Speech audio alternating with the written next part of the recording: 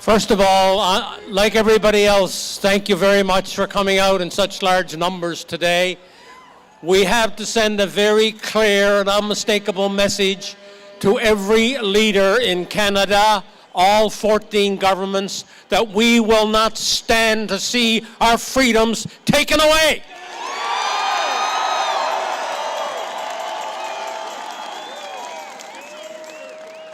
We will not stand by, and just because you remove the mandates, it's all over. It's just beginning, because we want those rights and freedoms reestablished in our Charter of Rights and Freedoms, because they're sacred and permanent for all of Canada.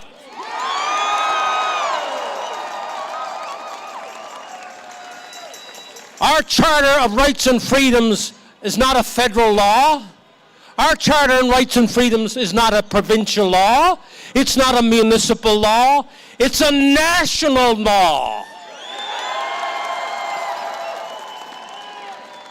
When anybody talks to you about a federal law or a provincial law or a municipal law, you respond to say, that is very secondary to my Charter of Rights and Freedoms, which is a sacred national law of my country.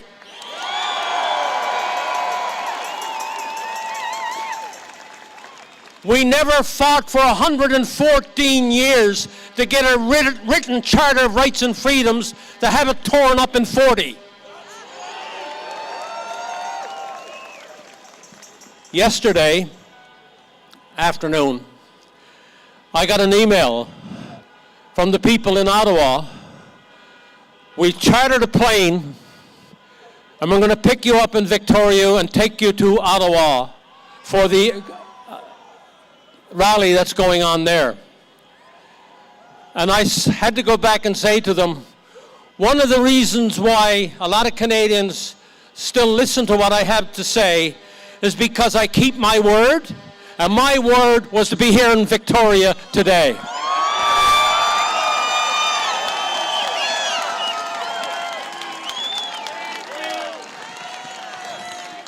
And Canadians in Terrace, and Canadians in Souk, and Canadians in Duncan, and Canadians in Port Hardy, and Canadians all over Vancouver Island, British Columbia, are Canadians just as much as anybody in any other part of the country.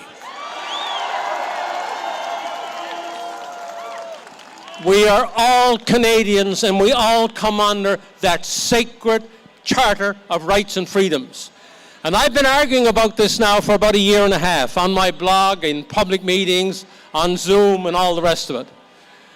But about a week or so ago, my wife and I sat down, and we're sitting down all the time talking about this and how unbelievable it all is. What else can I do? And so I laid a lawsuit against the federal government.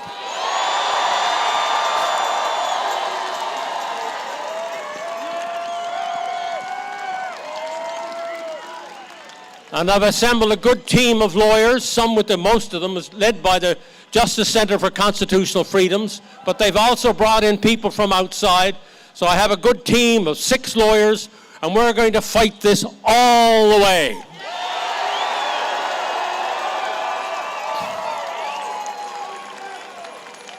I guess there was a lot of people around who thought that all the people who were at that conference in '81 were dead. They forgot there was just still one guy standing.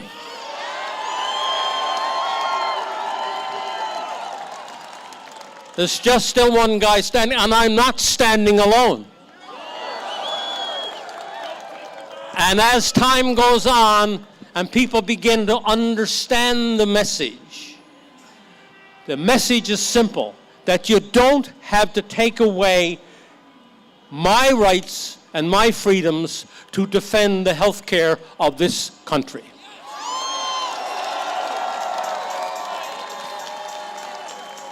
They have tried to put them together.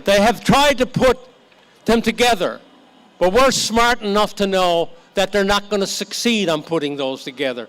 The science is clear that this could have been handled in a much more manageable and humane manner than it's been handled today.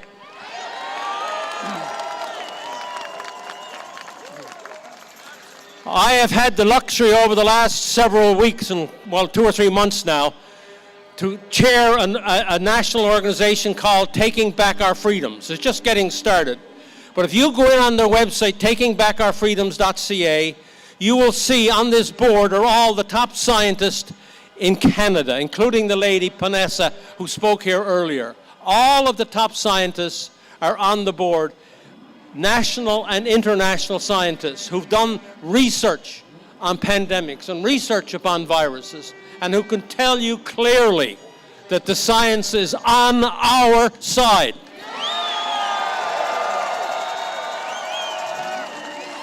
But more than that, freedom and liberty is on our side.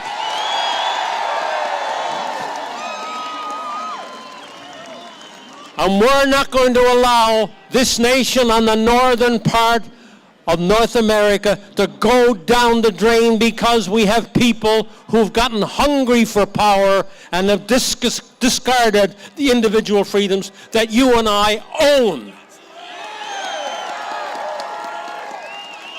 They are ours. They are ours. Every individual is unique, like every snowflake. There's none two of us the same. That's why individual rights and freedoms are so important, right? Because it's you as a person, you as an individual, not you as a family, not you as a group, okay? Not you as part of some other organization, not you as part of the province. It's you as an individual Canadian. Possess these rights. That's what's important.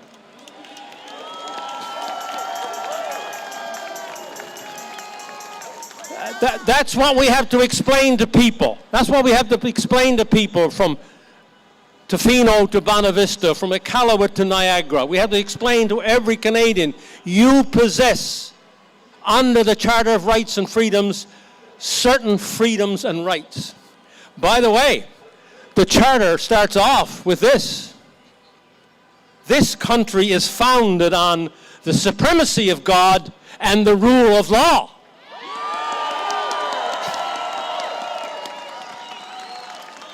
How many places do you hear that today? Hardly anywhere. It doesn't begin with Section 1 of the Charter. It begins with that phrase. Canada is founded on two principles: the supremacy of God and the rule of law. And where is the rule of law today? They have destroyed the rule of law. And so in my lawsuit, we are arguing, you have to pick. You just can't go to court and say, generally, right, you're violating my rights. You've got to pick one, okay? You got to pick one and argue that one. So that's some more people from the convoy, I guess, are just turning up.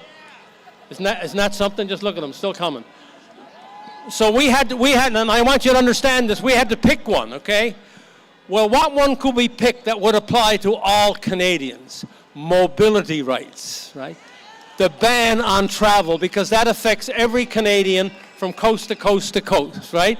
Every Canadian is affected by the travel ban. So that's why, if anybody wants to know why did we pick the travel ban, is because now when my lawyers speak, and we speak before the court, we're speaking for all Canadians because all Canadians are affected.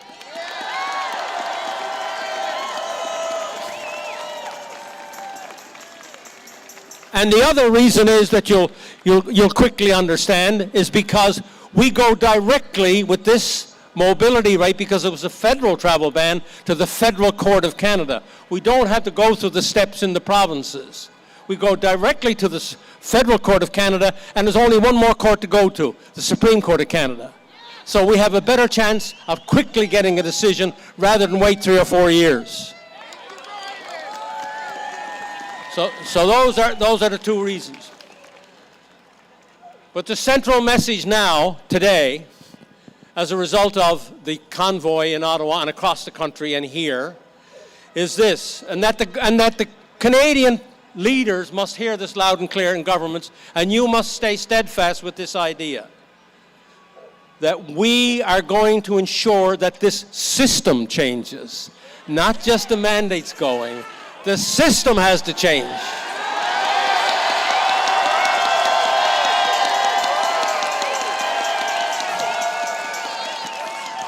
We don't want to go from one swamp to another swamp. We want to go from a swamp to a grassy field. We want to go from a swamp of corruption to a grassy field of freedom and liberty and democracy. That's what we want. Every democracy in the world, people have had to fight to keep it. It's a very fragile thing, right? The majority of the world today is not under democracy because it's a very fragile thing. And a lot of people are not willing to fight for it. And so they end up in tyranny of one level or another. But we Canadians have learned some hard lessons. And we're not going to let our democracy go down.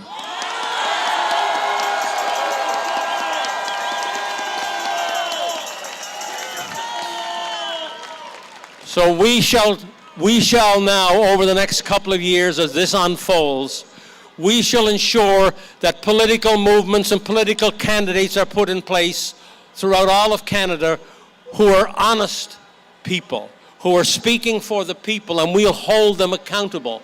One of the problems that we've had in the last 5 or 6 years is that we hardly ever see an MLA or an MP unless it's election time. Well, it's time to, when you elect a new MLA or an MP, you meet with them every 90 days in your community. You force that person to come back and talk to you every 90 days so you know what they're up to. So we have a responsibility too. We've got to hold these people, their feet to the fire, even the new ones when we get them elected, okay? But we must get new people to get elected. What is now in place, and I speak from experience, and one of the reasons, thankfully, you know this now. You know this now. You know why I can stand up here and speak the way I can speak, because I'm beholden to nobody.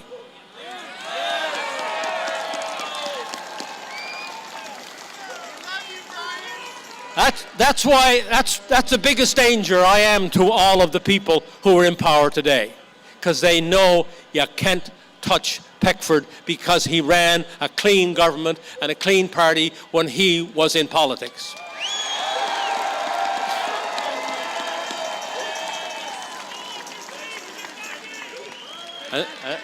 And so now we've got to, together, over the coming months and years, make sure we hold everybody and start a new movement of political reform, which right now, just about everybody. I keep telling people in the House of Commons today, even though it's a minority government, the NDP has sold out their soul to the Liberals, so it's really a majority government. But the Prime Minister can get up almost every morning and say, I know I've got the majority today because of my 31 ministers, they have 31 parliamentary secretaries, all from the Liberal Party in the House of Commons. And then I have all these parliamentary committees with chairmen, they're all Liberals, and they're all getting extra money, and they're all. So just about everybody in the House of Commons is bought off, you see? So that's why they call it the swamp, because there is no integrity left. And now the MP and the MLA, the best that they are social workers. All the power is gone from the MP and the House of Commons. First it went to the Cabinet, and now it's all in the Prime Minister's office. And the same way here. The Premier runs the show. It's a dictator without a shot being fired and without anybody knowing to change his name. So the power got to get back to the legislature. What happened this past week? The government here, the government where we're standing right now, extended the mandates for another 5 months. Was the House open?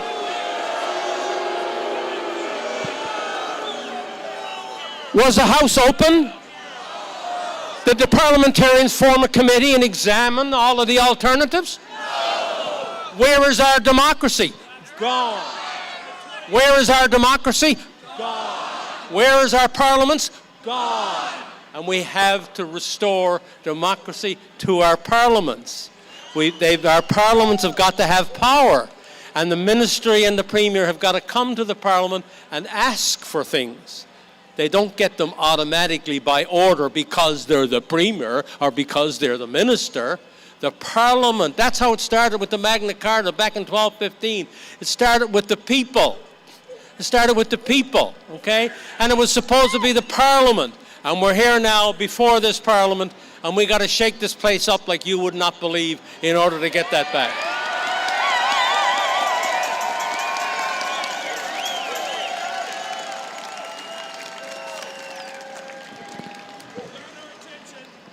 Exactly. They've got our attention, and I think they are beginning to realize that they've got we're here and we're not going away anywhere. So listen, hopefully over the next few weeks and months, this gathering will get a little larger as we move into the spring, okay? We need this to grow in every part of Canada. I'd love to see by June all 14 parliaments, 3 territories, 10 provinces, and the federal government, that every parliament, every Saturday through May, June, and July is packed with people. Give us back our democracy. We want our freedoms back, and you're not going to take away from us anymore.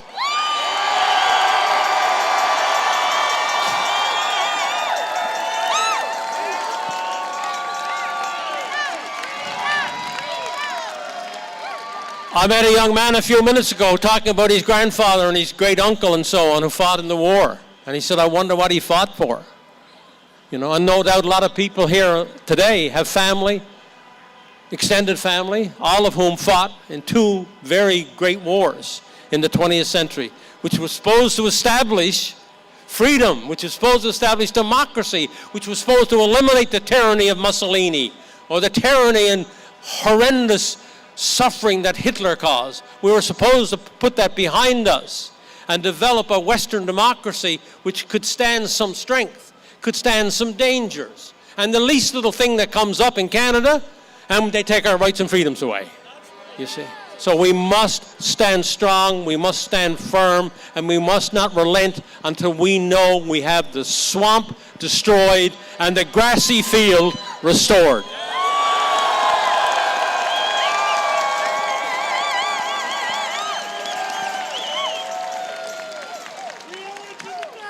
So to us all, onward and upward with liberty and freedom. Thank you very much.